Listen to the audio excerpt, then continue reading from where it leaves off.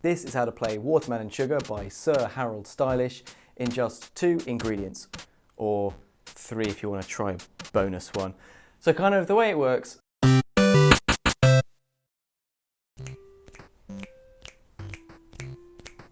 Ingredient 1 is the first bridge and chorus, or pre-chorus and chorus, depends what you want to call it.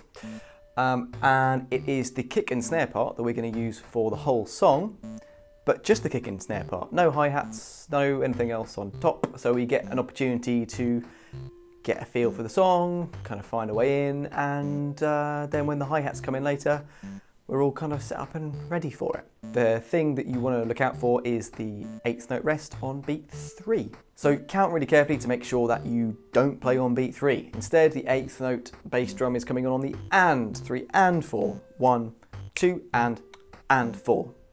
Okay, so if we clap the beats, 1, 2, 3, 4, the groove's going to go 1, 2 and 4. And it sounds like this.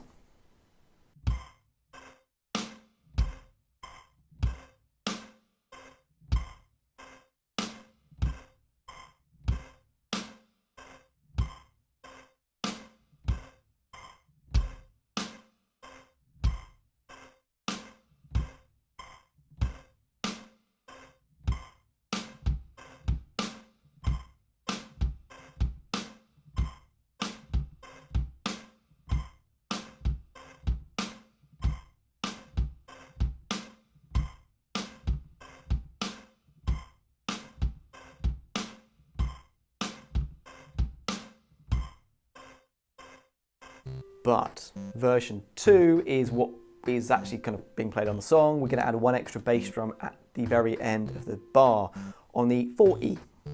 Okay, so the 16th note after that snare drum on beat 4. 1, 2 and 4E. So it's going to get in there a bit quicker just after beat 4. And this is a nice kind of edgy, funky little groove, makes it quite a lot more interesting. So again, start with the simple one if that's what you feel comfortable with. You've only got to add 1 bass drum. So if you practice that counting with the clap, you'll get the feel for it. Add the last bass drum in, it'll sound that much better. It sounds like this.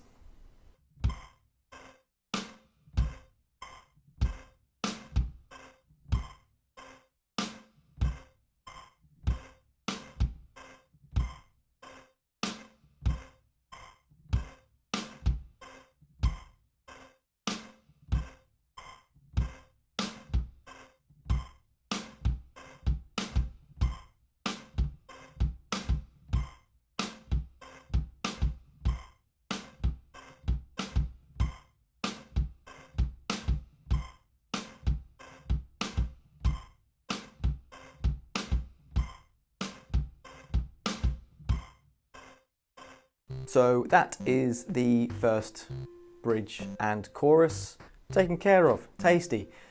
The next ingredient, ingredient number 2, surprisingly, is the same pattern but with hi-hats added on top. So the versions I've got here is a quarter note version for the more basic bass and snare part, and an 8th note hi-hat version for the extra bass drum part. But you can mix and match, okay? It's up to you. Feel free to do what you think feels best for you. Like, no one gets to tell you exactly what you should play in this, right? This is all about finding your particular way of playing it. Okay, if you have to make little adjustments, that means you can actually just have fun playing this song. Do that.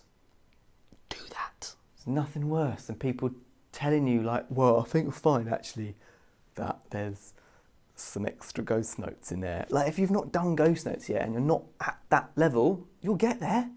But you can play a version of it in the meantime. I'll talk about this another time, I imagine. Just play and have fun. So the hi-hats in this quarter note version are actually kind of helping us with those rests, or the rest on beat 3 specifically. 1, 2 and 3. We've now got a hi-hat on beat 3, filling that gap. So it actually might be easier to play with the hi-hats. Cool, sounds like this.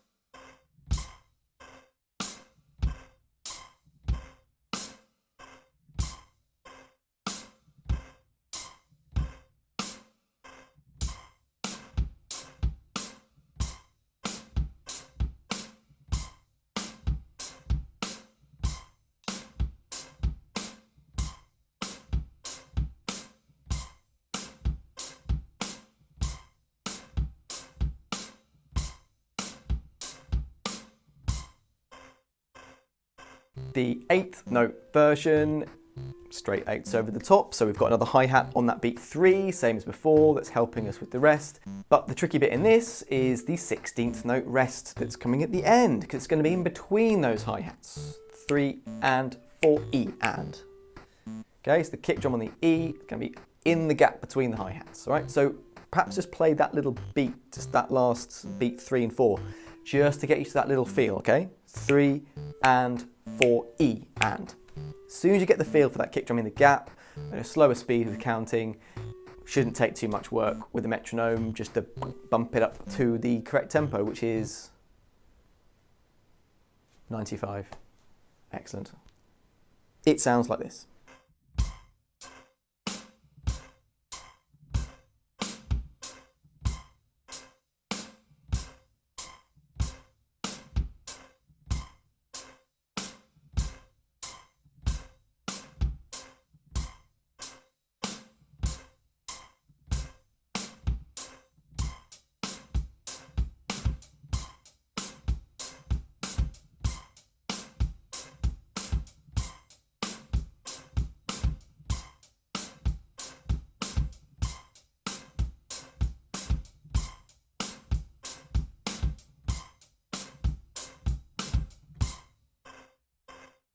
So, ingredient 1 is the first bridge and chorus.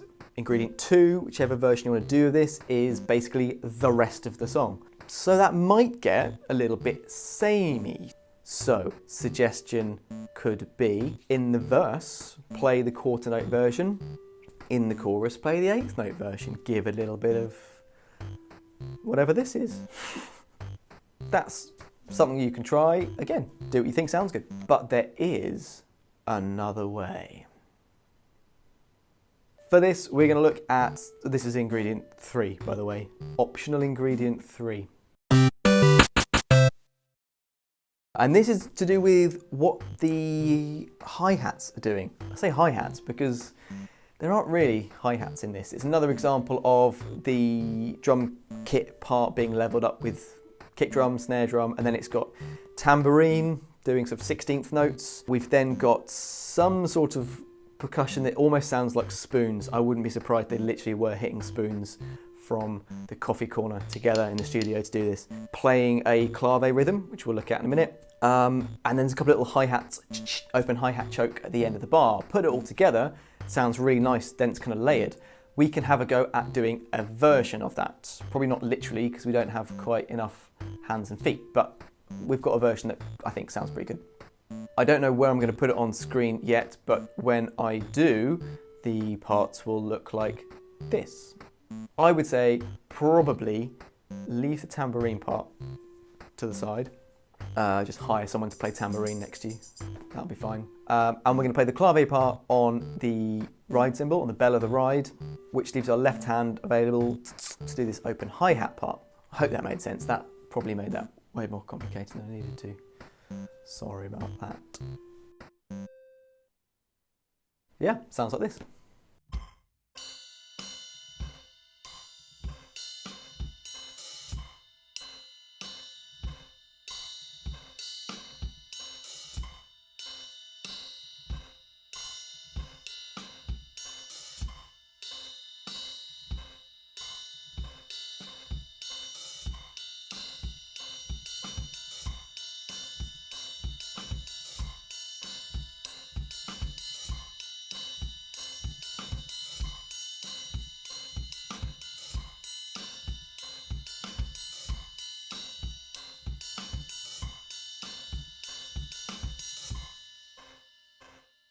Yeah, that could lift up the last choruses, give a little extra something something.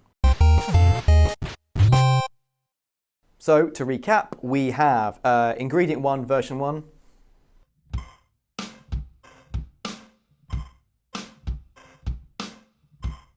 Version 2.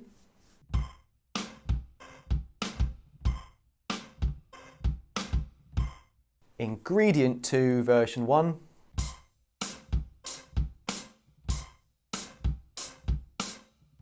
And ingredient 2, version 2.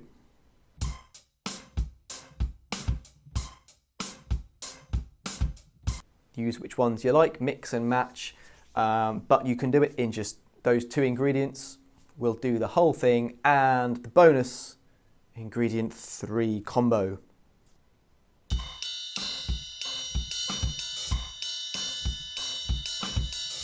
And that's how you can play Watermelon Sugar by Sir Harold Stylish in just 2 ingredients, or a third if you want to. Like I said, it's kind of like an option.